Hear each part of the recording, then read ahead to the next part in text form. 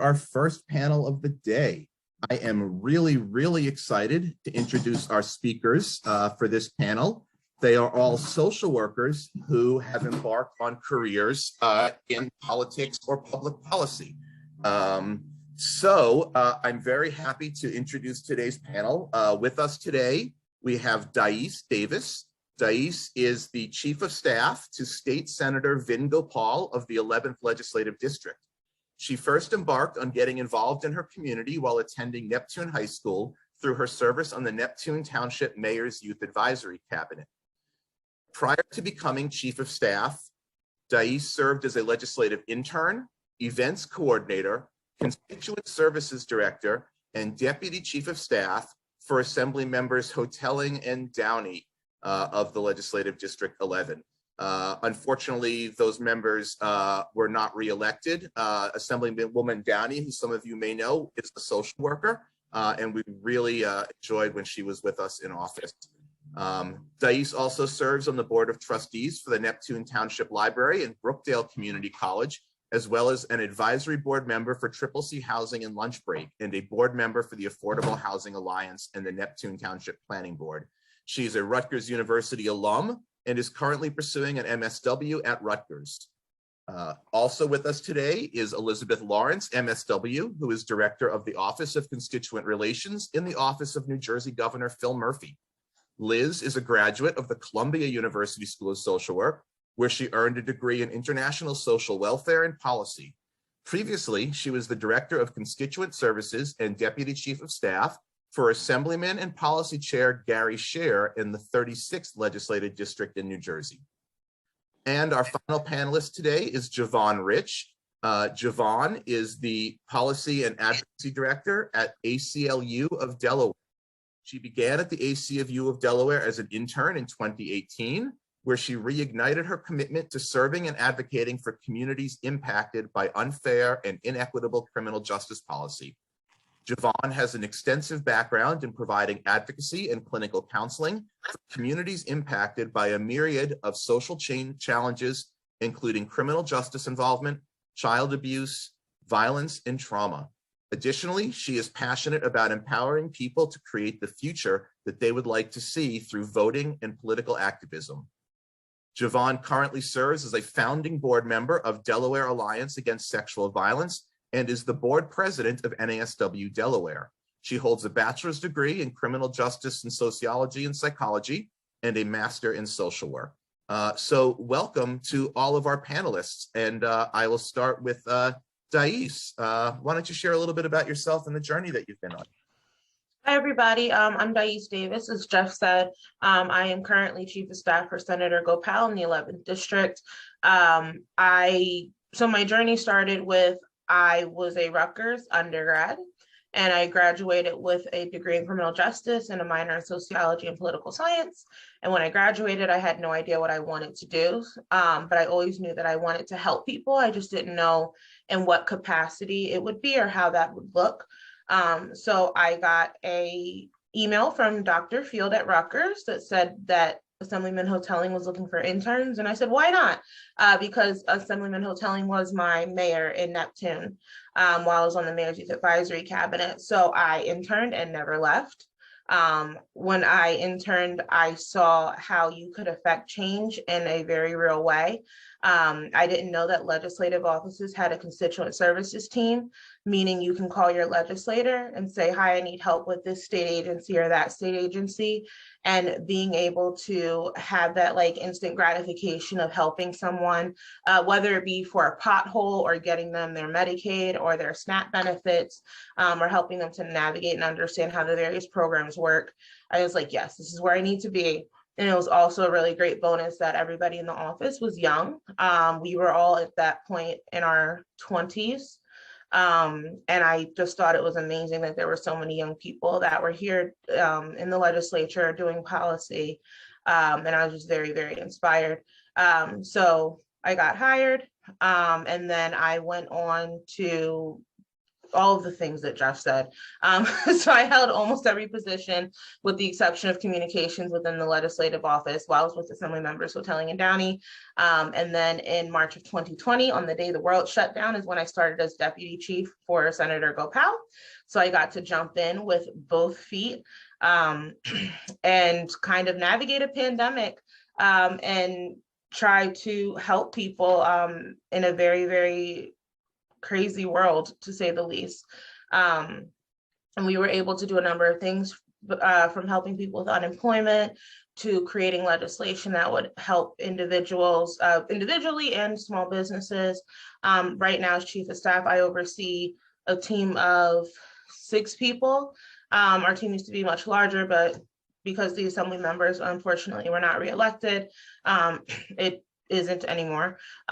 So I oversee a team of 6 people. We have several interns. We have several MSW interns. So if that's something you guys are interested in, our office does offer internships. And I help work on policy.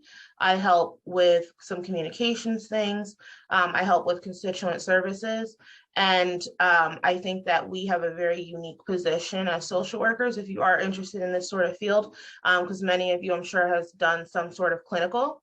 So you've seen how the programs don't work and how they are not helpful to individuals. So you're able to think about policy that might be able to change that. So Liz actually called me a week or so ago because she had a case where a gentleman was having issues with power of attorney. She was like, you need to fix this. Right. So I wouldn't know that there's issues with people signing over power of attorneys under duress unless she had that case and called me and said, hey, this is an issue that we're having. How can we go about rectifying that? And you also have just a very different perspective. I remember when I first started, we work with various state agencies. We have liaisons, and I had a liaison in a particular department that I was asking a question. And they felt that my role in the office did not require me asking that question, or that like it wasn't my job to help that person with the application in the way that I was, which like I was just applying them for it and trying to understand the program. And my question was, why not? If I'm here and I can help them and they need the help, why wouldn't I help them? And like, do you understand that the reason why nobody's applying to this program is because it's impossible to do? Me as a, emotionally calm person who isn't going through what this other person is going through, who isn't stressed out, who, can follow the directions and, do the checklist and has the copy machine and has access and being privileged, right, to be able to do this thing that other people, when they're signing up for Medicaid or when they're signing up for SNAP or emergency assistance and things like that, they don't have the capacity to go through that checklist and make sure it's 100% together. And if I'm having a hard time as a helper, what do you think these other people are going through while they're trying to apply? So like I said, I think we offer a very, very unique perspective because we see where the gaps are and we see where the problems are, and we can advocate to rectify that. Thank you so much, Dais, for sharing all of that. Really, really appreciate that you're here today. Let's turn things over to Elizabeth now and hear a little from Liz. Hey, everybody. I'm so excited to be here. Can you hear me? Yep. Good. All right. So I'm so honored to be invited back. I was at the last LEAD conference in February of 2020. So right before the world shut down, I was one of your speakers. So I'm so excited to be back. Can't wait to be back in person someday.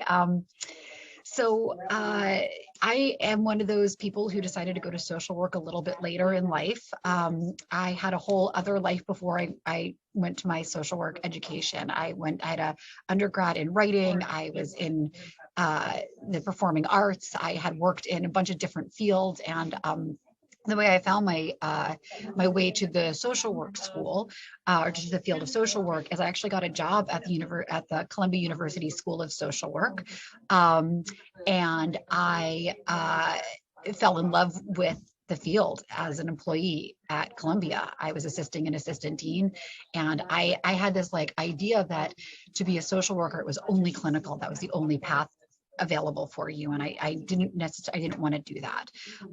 So I um, uh, um, I then eventually found out that there was a whole world of policy and advocacy that social workers were being, educated on how to do. So I quit my job at Columbia and I applied to this school and I went for the 2 years master's program. And it was one of the most impactful, important experiences of my life. And I still use all of the skills and education that I got while from when I went there all those years ago. I started in 2008 and I graduated in 2010 when we were in there were no jobs available. So I remember feeling my final field placement was actually abroad. I had the opportunity to do my final field placement in the OECD in Paris, and I came back to the United States in 2010, and I couldn't find a job anywhere. It just like the world just felt like it had shut down.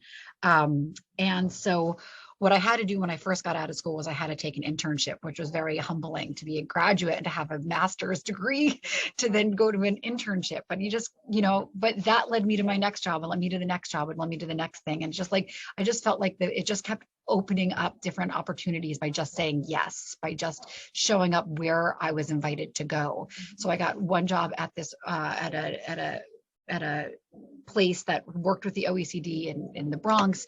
And then I got a job at visiting nurse service in New York, part-time, temporary, and then I became a full-time. And so basically my experience, like I said, was just, going where the next thing was leading me. And finally because I had my degree was in policy, I had this old idea that the only way to work in policy was to do research. And I did not necessarily want to do research. I, like Thais, I had this desire to help people, but I didn't know how, in what capacity. I didn't want to be clinical, but I didn't want to do data and I didn't want to do research. How do you go from wanting to work in government and being a social worker without just crunching numbers and collecting data and using SPSS? And I mean, I didn't know what I was,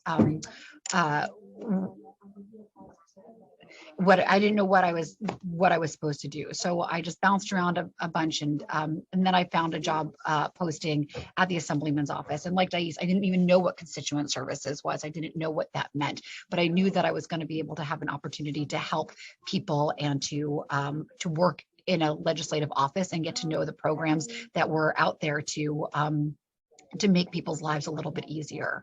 And I absolutely fell in love with constituent services as soon as I got there. I loved the, I'm sorry, is it loud? Can you, everybody, is it too loud back there? Sorry, I don't have a full wall in my office. It's kind of an open space. So anyway, I'll do my best. So I found the constituent services and I found an assemblyman who really gave me an opportunity just to find my footing in the door, to be of assistance to people, to just take the calls and to really be on the ground, helping people just to get their basic needs met so they can focus on other things, their family, their mental health, whatever it is that they needed to do just to survive day to day. And I did that for many years, but then the pandemic hit. And once the pandemic hit, like Thais said, the world just, things changed for us. What I will say is and then in October, I got the opportunity to move over to the governor's office and to run his office of constituent relations. And I've had a fantastic eye-opening experience moving from the legislature to the executive branch, and how different it is, how different constituents treat you when you're working from a legislator, from the governor, just the needs. And just, when I was working in the legislative office, like if there were a thing like the power of attorney were to come up, I could literally turn to my colleague and we could work on that together. We could dig in. But here it's much bigger. It's a much bigger office. There's so many more people here. There's so many lanes. There's so much. And I still have the opportunity to work with people, but it's a bigger machine than in the legislative offices. And I still can work with legislators and I can still work with the different divisions. And so I'm just going to quickly talk about being a social worker in this position. One of the reasons I love having a social work degree and working in constituent services and working in government is that we don't just look at the problem, we look at the person. We look at it from holistically, like what is going on. So somebody calls with one problem, but because we're social workers and because we're trained to look at, the bigger picture, we know the questions to ask. We know the way to sift away at the emotions to get to the root problems. Like, how can we help? What is it you need? And so I feel like, me personally, that the most important function in government is constituent relations, because if you do not have, if all the great policies, all the resources, all the benefits, if they are not reaching the people, then and what good are they going to do? And what we get to do in constituent services is we get to help people get the services, get the benefits, get the resources that they need, like I said, so they can move on and do other things with their lives. They can just not have to worry about how to just put food on the table, basic needs. We can help you do that so you can focus on other things. I'm very passionate about constituent services. I'm very passionate about getting more social workers in constituent services. If anybody has any interest in doing that, we also take interns, we have openings. Please do not ever hesitate to reach out. I think that we have the heart and the education and the passion to just make people's lives better and do it in a meaningful way. And I'm just so glad that the NASW is offering this, and I'm so honored to be here. That's all I got. Thanks.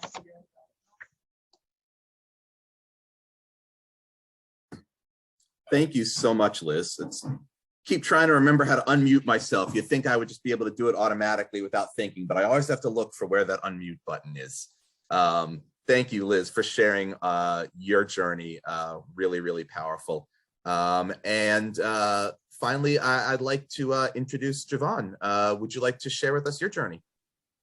Yeah, good morning, everyone. Thank you so much for being here, and also thank you for the invitation to be on this panel. My name is Javon Rich. I am a licensed master's social worker in the state of Delaware. Very new to us. We just got tiered licensing a couple years ago. But my journey started out, my career. Well, I started out getting an undergrad degree in psychology and criminal justice. At that time, and you'll find throughout this entire presentation, my vision of, like a dream, career changed, through my experiences. But at the time I was like, oh, I want to get into criminal justice reform, juvenile justice related work. However, I kind of fell into other types of work during my undergrad career. So once I graduated, I already, had a full-time job working as a domestic violence advocate. And then I also transitioned to working into child welfare. After working in child welfare, I worked with families with children with disabilities or who are at risk for disabilities. And so throughout that time, I thought I wanted to work with juveniles, but when I was working in child welfare, the case managers who had a juvenile caseload, I would often find, at 3 or 4 o'clock when they think they're getting off, something comes up, because sometimes teenagers are unpredictable. And I thought, I don't really like that for my lifestyle right now. So when I got into my career working for a hospital, working with families with children, they were offering assistance for going back to school. And also at that time, for folks who were either social workers or people who did social work tasks, there was a really big push for folks to get their master's in social work. I was also kind of like working in that field already. So I said, let me jump the gun now, go and get my MSW, because that's what they're pushing for. But during that time, I kind of thought about, what do I really want to do? And a lot of my career had been in direct service. So I was like, I want to try something different. I had always wanted to do, criminal justice focused work. So during my MSW career, I spent a lot of my time focusing on how can I transition career-wise. So I had 2 internships. My first intern was with the Delaware Center for Justice, and that was actually a clinical internship. So I was providing therapy for victims of crime over the age of 50, but they had a policy department. So while I was providing clinical work, I would shadow the policy person to legislative hall. They were working on bail reform. So I got, really up to speed on policy in that realm. And then from an assignment, getting my master's in social work, I was like, I want to research Delaware's probation system.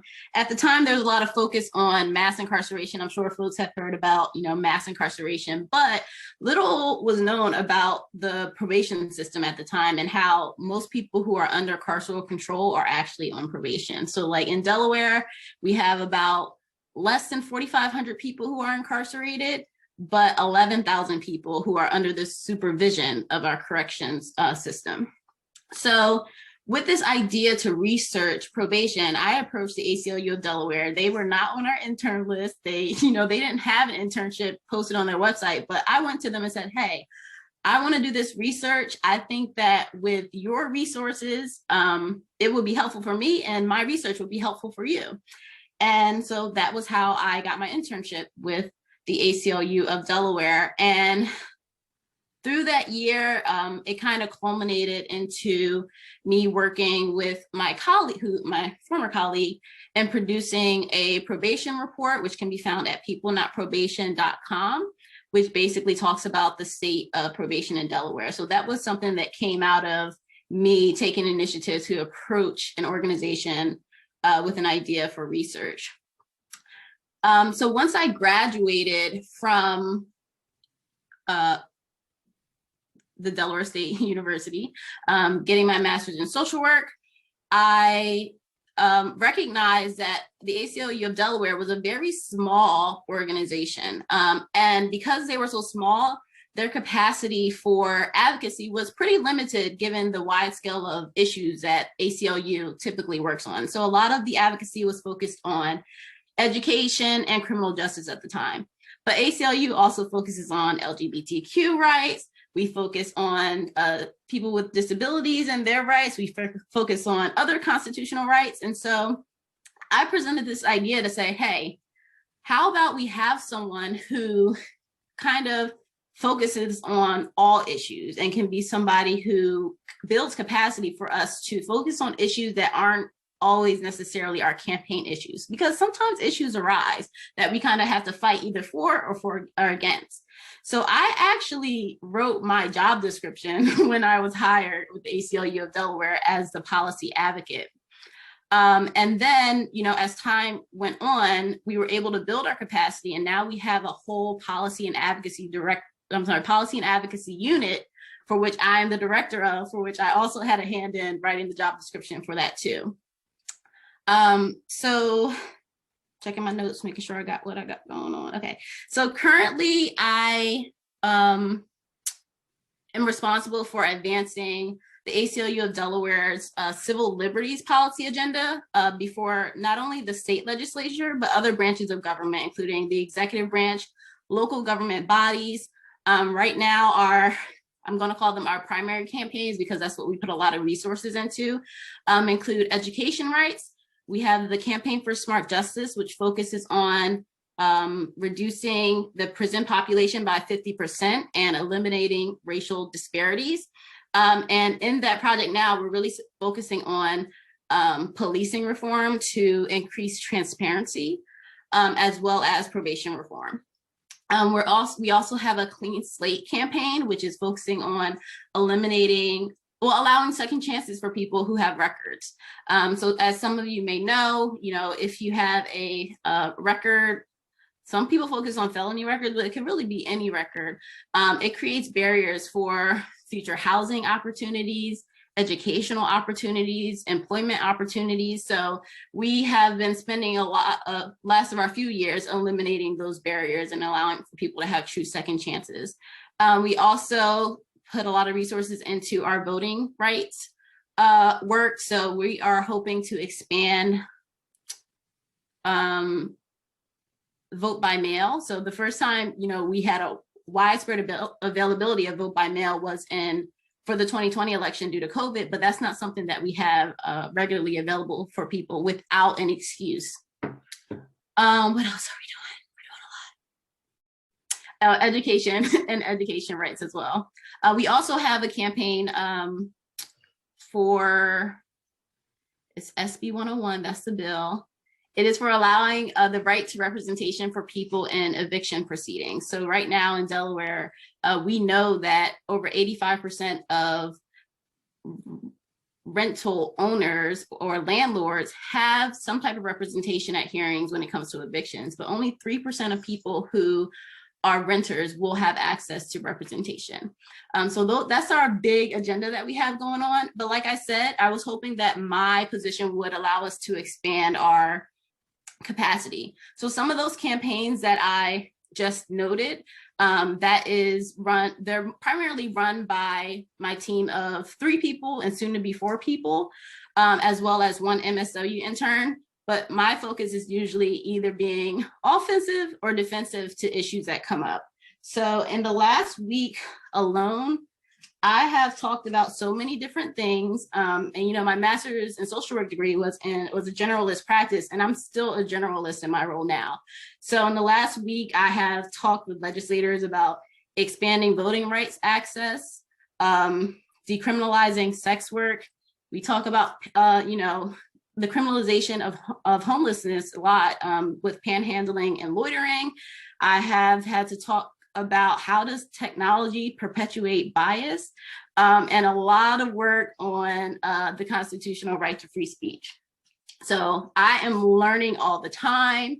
I think that even though I do macro social work now, and I was like, oh, I'm going to do macro, no more direct service, no more micro work. I'm using my micro work all the time with legislators, with my colleagues. That includes rapport building. That includes having empathy. It also includes confidentiality, right? So sometimes, when it comes to legislators, they want to know that, if they share information with me, that I won't share it all the time, right? So sometimes there's a level of confidentiality that needs to be had with working in the legislature. I'm also a registered lobbyist, so I do lobby for and against different pieces of legislation. I write and review legislation. I actually just submitted the first piece of legislation that I had a hand in writing last week to, get in its final draft form. And the other piece that's really important that I always stress when it comes to social work is we're always helping people, whether it's micro and macro.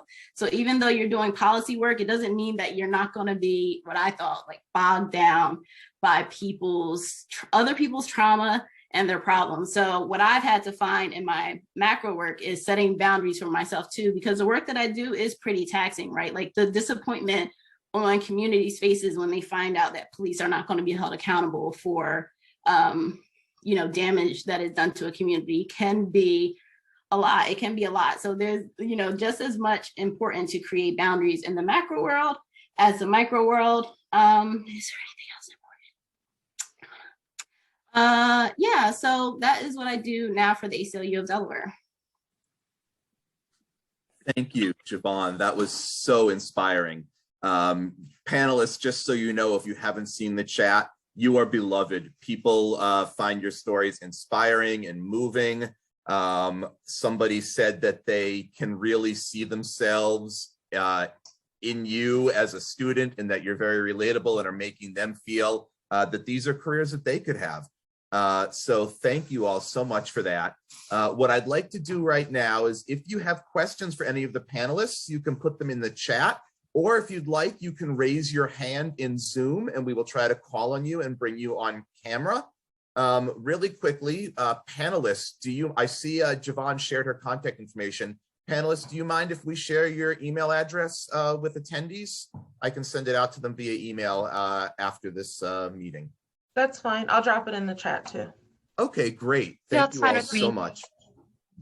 While we're waiting for some questions to come in, I also just want to echo a statement that was made by one of the panelists, I forget who, about advantage in saying yes to opportunities. And I think it was Liz, and taking internships even when you have your MSW. That is the same way I got into the position I am in now. When I graduated with my MSW back in 2008, I could not find a job immediately either. I was looking for different things. I was looking for clinical, I was looking for policy. And while I was looking, I reached out to a guest speaker that had come to a class I was taking. It was social work with immigrants and refugees. And we had a guest speaker come to the class from the Department of the Public Advocate. and she was the governor's liaison to the Blue Ribbon panel on immigrant policy. And I originally reached out to her to see if there was a way that I could come to work at the Department of the Mental Health Advocate. And she said there wasn't, but she was looking for somebody that could help her manage the process of the Blue Ribbon panel on immigrant policy. And so I did that throughout the summer as an unpaid intern. It was a struggle to make ends meet, and I kept looking for jobs while I was in that intern role. And eventually NASW was hiring, and I applied for a policy role. It was the director of public affairs. And I applied for that role at NASW. And one of the reasons I got it was because I had some experience in Trenton. I had been involved in the policy. I knew my way around a little bit, and that was appealing to the folks that were hiring at the time. And then my career has just gone from there, full circle to where I'm back at NASW now, 10 plus years after I got my MSW. So again, take advantage of those opportunities that are presented to you. Call your legislators if you think you might want to intern there. Ask them if they have opportunities. If you like a guest speaker in a class, talk to them, get their contact information. You never know what you're going to get just by asking a question.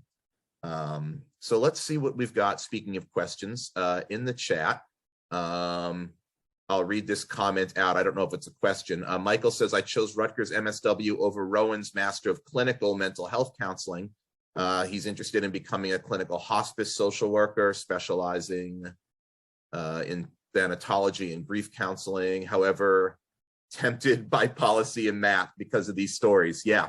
And thank you for sharing, he says. Thank you, Michael. Really appreciated. I don't know if I see any hands yet. Do we have questions for our panelists?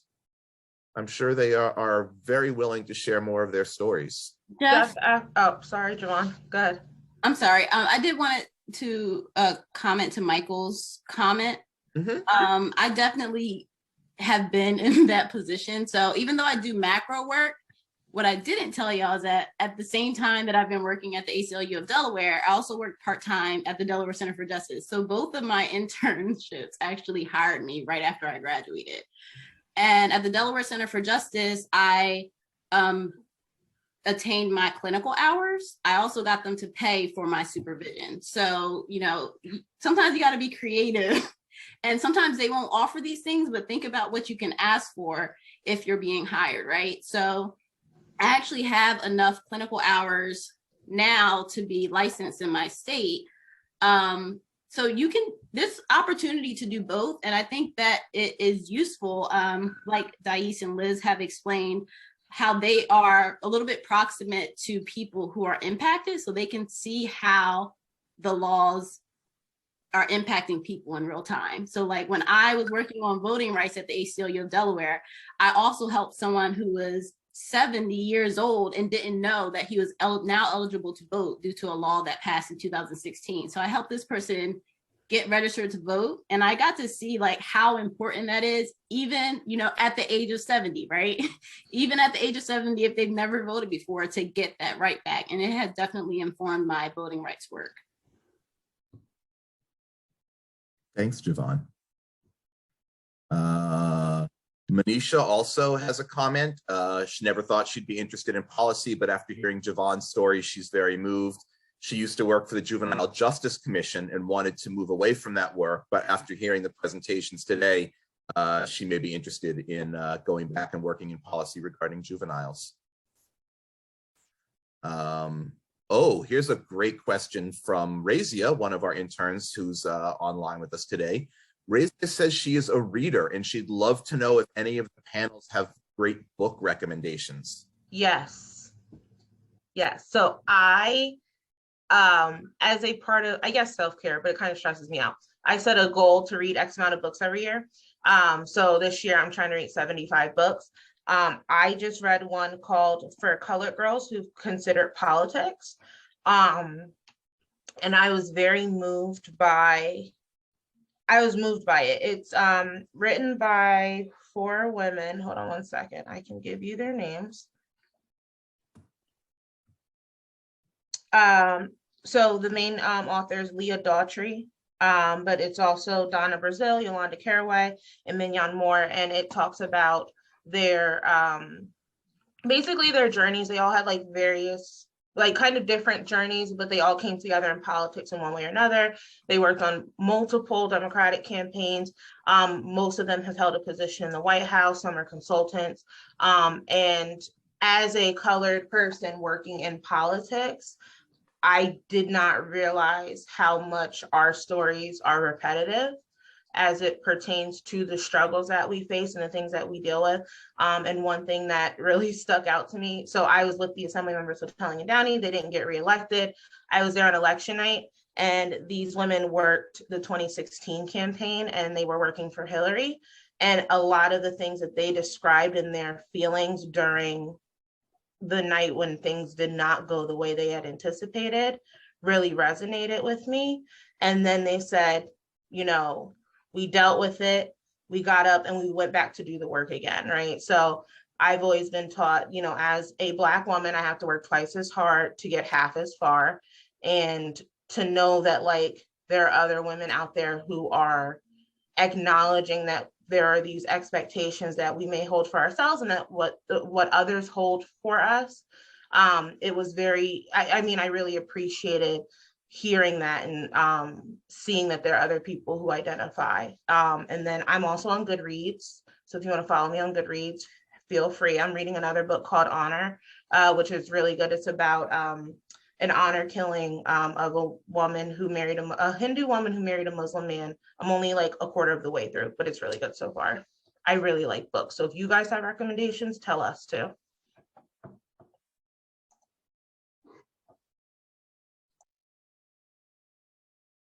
Jeff, you're muted. Oh, thank you so much, Thais. I see a couple other people have put comments in about the books. Carol Ann shares that she's reading My Beloved World by Sonia Sotomayor. And Katie recommends Hell of a Book by Jason Mott. I did have a question. Christine Morales had her hand up. Christine, would you like to unmute and ask your question? Yeah, thanks. Hi, Jeff. Good to see you. Good to see everyone. Thank you. I loved hearing your stories, and I loved that you are all embodying the transferability, if you will, of social work skill sets across the various practices. And I also appreciated all the suggestions you had offered with like internships, saying yes, connecting to people. So I guess my question is, I have a range of scholars or students that, you know, they're ready, they know they want to do this work, but then I have, you know, another side of the continuum, students are thinking about it, perhaps they're afraid. I know that particularly with women, there's the phenomenon of like imposter syndrome. So I guess my question is, if there's a fear that scholars or students might be experiencing, is there any suggestions that any of the panelists have on overcoming this fear and participating in large scale change? I'll go first. So I hold a pretty significant title at a young age.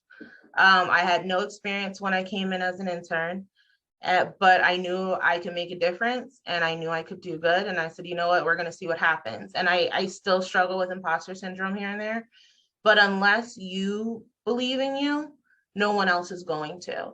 I'm a big proponent of fake it till you make it, right? So a lot of people like, oh my God, you're so confident. I'm like, no, I'm not. I just pretend, but it comes across well, right? So I think that it's very important to acknowledge that, look, you're gonna miss every shot that you don't take. And I'm trying not to use all these like colloquialisms or whatever, but you know, you have to kind of put yourself out there and just have a conversation, right? So something that I did at one point, I was kind of looking to move out of the field a little bit and do something different. I just talked to people. Hey, what do you do? How'd you get there? Same thing that we're doing now. Like, what was your journey? Because everybody has like a vastly different journey. But they end up in positions that like they really enjoy being in. And, you know, if you feel like you've stagnated or if you want to try something new, just ask. I mean, I think hopefully it's, so we've had a number of social work interns from Rutgers. And a good chunk of them had to fight to be here, which was very frustrating to me personally. But they had to say, look, this is an opportunity that I never would have had before. It was unusual to put social work interns into ledge offices.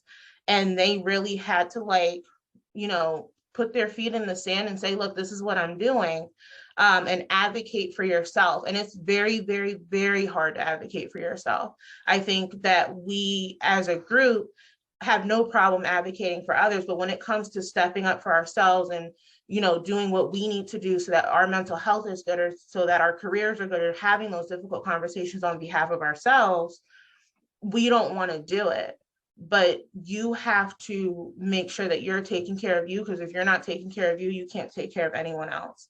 So just have those conversations. Everyone's like a person, you know, don't be afraid to talk to your senator, or your assembly person, or the kid next door, right? Just go in, say, hi, my name is so-and-so, tell me about what you do.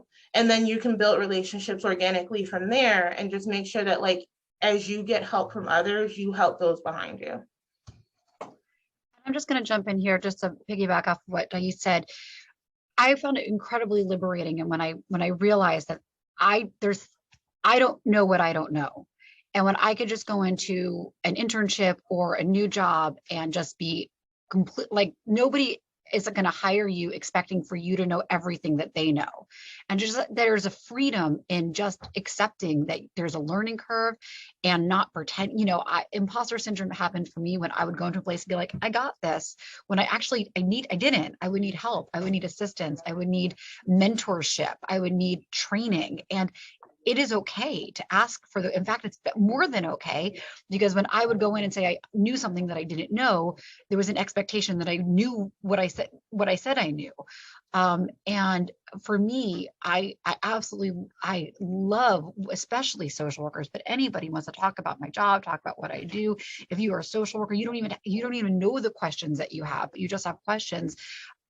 That's what we're here for, right? We're here to help. We want to help each other. We want to lift each other up. We want to help provide information and opportunities. That's what we do for our clients, for our constituents, and we want to do it for each other too. So, you know, just reach out. And if you don't even know the question yet, that's okay. We can help you. I love helping to just formulate the question, and then with the expectation that you will then do it for the next person in line, like Dais said. And I'll round out that I agree with both what Dais and Elizabeth just said about just talking to people. So like, and also Dais, when you said, you know, set up a platform for people who come after you, like I'm really big on that. So like right now, this is the first year where I was like, I want to pay an MSW intern next year. And I got funding for that, right?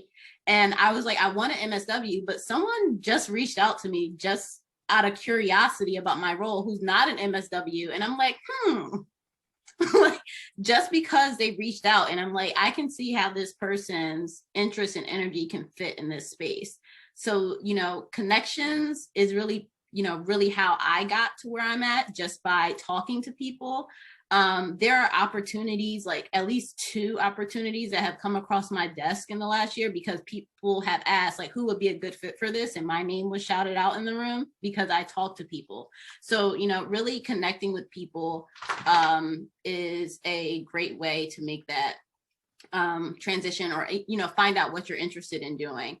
And also kind of think about it, even if you have an inkling of where you want to be, what skills would you have to do to get there? So I'm doing a good job today because I'm an expert on myself, and I'm really good at talking about myself, but I am really an introvert, and I do not like public speaking, even though I have to do media all the time for my job. And sometimes in 3 months, I'll tell my comms team, I'm not doing media this month because I'm drained, right? But I had a hard time communicating in public when I was in my master's program, right? My professor asked me to read my paper out loud because it was so great. And I had a hard time reading my paper in front of the class. So I joined Toastmasters for a while, which is a group of people who come together to, you know, better their public speaking skills, because I knew if I want to do what I want to do, this is a skill that I'll have to be better at. It doesn't mean I gotta like it. And sometimes I take a break from it, right? But sometimes you have to, you know, build skills to get to where you want to be. Can I just add to that, Jeff? Sorry. So the other thing is, don't pigeonhole yourselves into a corner. Just because you are a social work student does not mean that you can only do social work jobs. You have the experience to do whatever it is that you want to do. If you see a job that you are remotely interested in, apply and see what happens. Because even if you don't get the job, then you can still create that relationship with that person, and they might see a better fit for you later on down the line. I see people who are throwing in that, like, they're considering MAP at Rutgers. I am currently a Rutgers MAP student. I would make sure that you keep your opportunities open, and make sure that you really talk to everyone, talk to other students, talk to past students to see what opportunities are available in MAP. Because I think I personally feel that Rutgers is still trying to figure out like the policy side of it. And you want to make sure that you're taking advantage of every opportunity that Rutgers can offer that may not be outwardly available. Because I see a lot of MAP students right now that I'm in classes with that don't even know where to start when they're searching for jobs. But just whatever you're interested in, like Javon, like she's interested in juvenile justice, look up juvenile justice jobs. There might be qualifiers that you might not meet, but they might still meet with you anyway because of the experience that you have. So just apply, see what happens, build relationships, and make sure you follow through, because that's super, super important. Thank you so much, Thais and Javon and Liz. This panel has been magnificent. I hope you're seeing all the comments that are coming through in the chat. I'm sorry we did not get to all of the questions. We are going to have to move on to our next panel shortly. I did just want to point out a couple of things in the chat for those who are looking. A couple people had asked about how they can get involved in Toastmasters. Javon did put a link at 10:29 a.m. to the Toastmasters website. And she noted that Toastmasters have clubs at some universities, so you may be able to find a Toastmaster club on campus. And our executive, Jennifer, also pointed out that if there's enough interest among people, we've considered starting a Toastmasters club for social workers through NASW. And if some of you would like opportunities to practice making presentations, reach out. And if there's enough interest, we'll put something together where you can practice doing presentations and polish up your presentation skills. So thank you all again so much, panelists. And we're going to take a 30-second to a minute stretch break while we get the next panel ready. So just give us a minute or two.